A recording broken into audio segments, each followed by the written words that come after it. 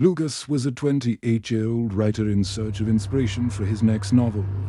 After years of battling writer's block in the big city, he decided to move to an old house in the countryside. Surrounded by dense forests and silent hills, the house, rented at a surprisingly low price, seemed perfect, isolated, with large windows overlooking the natural scenery and an attic he imagined turning into his office. The realtor, an elderly man with shifty eyes, only mentioned that the house had a history. But Lucas, eager for a fresh start, ignored the comment. The house was made of wood. With red tiles worn by time and a neglected garden, the interior smelled of mold, and the old furniture creaked at the slightest touch. Lucas settled in quickly, bringing only the essentials, his laptop, a few books, and a suitcase of clothes. He was determined to write something dark, a psychological thriller that would capture the essence of human fear. Little did he know, the house would give him more inspiration than he could handle. On the first night, while organizing his belongings, Lucas heard a sound coming from the roof. It was a slow scraping, as if something heavy were moving across the tiles. He opened the window and looked up. But the night's darkness swallowed everything. He chalked it up to the wind or some animal, maybe a raccoon, and went back to bed. But the sound persisted, now more rhythmic, like deliberate footsteps. Lucas tried to ignore it, but the discomfort lingered until he fell asleep. In the following days, Lucas began adapting to the house's routine. He wrote in the mornings, walked through the forest in the afternoons, and read at night under the light of an old lamp. But the sounds on the roof continued. They always came at night, not regular enough to be dismissed, but constant enough to keep him on edge. Sometimes it was a dragging sound, other times a soft tapping, as if someone were testing the strength of the tiles. One night, while furiously typing a scene for his novel, Lucas heard a different sound, a sharp crack, followed by a low murmur, almost human. He stopped, fingers frozen on the keyboard. The murmur seemed to come from the attic, directly above him, heart pounding. He grabbed a flashlight and climbed the narrow staircase to the attic. The space was empty, save for a few dust-covered boxes and a broken window letting in the wind. There was nothing unusual, but the feeling of being watched was overwhelming. As he descended, Lucas noticed something strange on the attic window.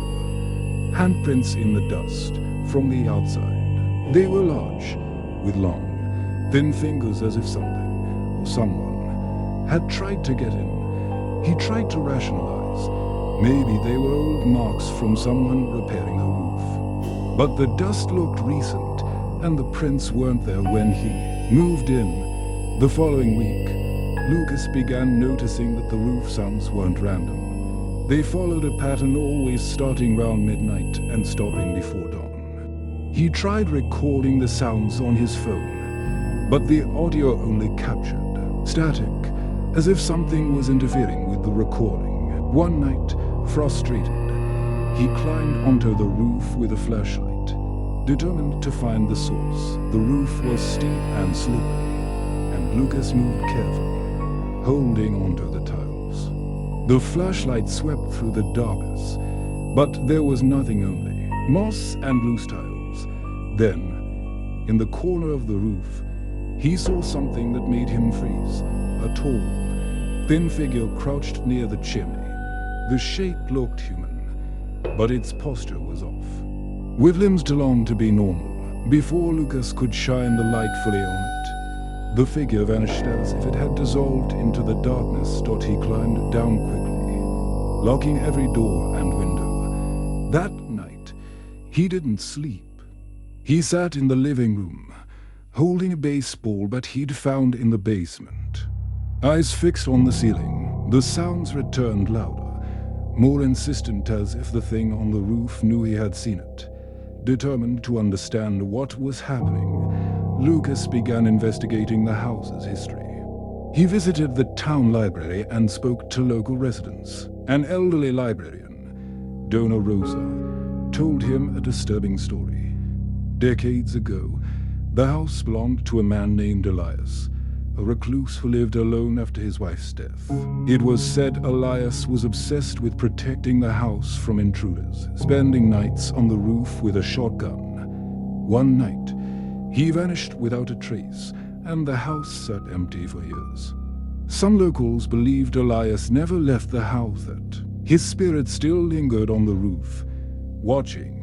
Lucas found an old newspaper at the library with a headline about Elias's disappearance. The article mentioned that Elias was often seen on the roof, talking to himself, as if responding to someone who wasn't there. There were also reports from neighbors who heard strange laughter coming from the house at night. Back at the house, Lucas began noticing more signs. Objects moved without explanation. A glass appeared in the attic. A chair was shifted into the hallway. One night, he found muddy footprints on the living room floor, leading to the attic stairs. The prints were large, with unnaturally long toes identical to the handprints on the window. The events escalated. One night, while writing, Lucas heard a sound that made him jump.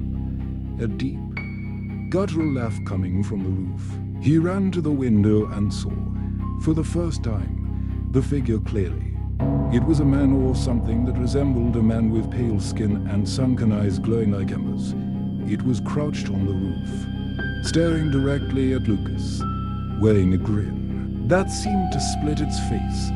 Lucas screamed and closed the curtains, but the laughter continued, now echoing inside the house. He ran to the basement, the only room without windows, and locked himself in. Clutching the baseball bat, the rooftop sounds stopped, but were replaced by knocks on the basement door slow.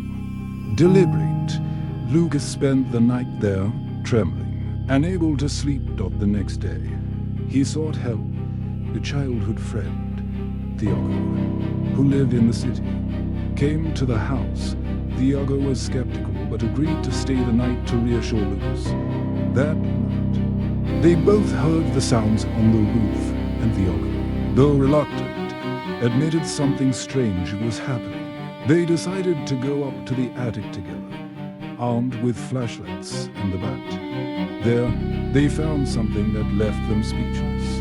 A charcoal drawing on the wall, depicting a tall, thin figure holding an axe, with eyes glowing red. Desperate, Lucas contacted a local medium, Dona Lucia, known for dealing with hauntings. She visited the house and immediately sensed a heavy energy. In the attic, she performed a ritual with candles and herbs, chanting words in a language Lucas didn't recognize. During the ritual, the candles extinguished on their own, and the temperature dropped drastically. Dona Lucia looked disturbed, saying the entity in the house was not a common spirit, but something older and malevolent tied to the land the house was built on. That night, Lucas and Thiago decided to confront the entity. Armed with flashlights, salt, and a crucifix left by Dona Lucia, they climbed onto the roof. The figure was there, crouched, its eyes glowing in the dark. It stood up, revealing an inhuman height, with limbs that seemed to stretch unnaturally. Lucas shouted at it to leave them alone.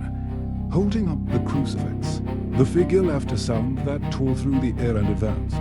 Panicking, Thiago threw salt at the figure, which recoiled as if burned. Lucas took the chance to run to the chimney, where he saw something glinting, a metallic object lodged between the stones.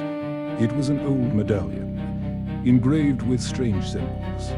He yanked it out and smashed it on the ground with his foot. A deafening scream echoed, and the figure vanished, leaving behind only a cold gust of wind. After the confrontation, Lucas and Thiago took the medallion to Dona Lucia. She examined it and revealed it was a protective amulet, corrupted by an ancient ritual.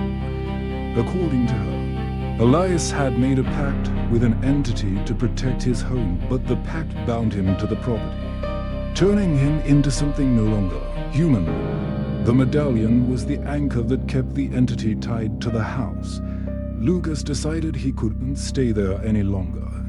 He burned the medallion in a ritual overseen by Don Lucia, and the rooftop sounds ceased. The house felt lighter, as if a weight had been lifted. Lucas moved back to the city, but took the story with him. He wrote a novel based on his experience, titled The Man on the Roof, which became a success. Years later, Lucas revisited the house, now abandoned again. He needed closure.